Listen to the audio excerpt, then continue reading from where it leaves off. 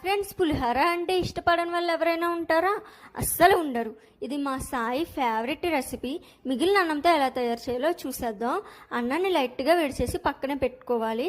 ప్యాన్లో 2 table spoon oil వేసి heat ఎక్కినాక పల్లీలు, శనగపప్పు, ఆవాలు, జీలకర్ర, ఎండుమిర్చి వేసి కట్ చేసిన పచ్చిమిర్చి 2 వేసి కరివేపాకు రెబ్బలు కూడా వేసేసి బాగా ఫ్రై చేసుకోవాలి.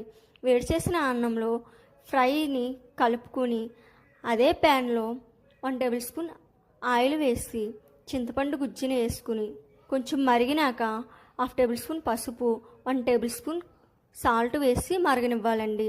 ఇలా మరిగినాక కలుపుకోవాలి. ఇందులో అయితే ఒక చిట్కా ఉందండి.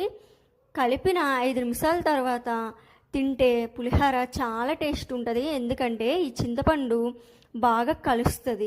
వెంటనే పెట్టుకోవడం కంటే 5 నిమిషాల తర్వాత పెట్టుకుని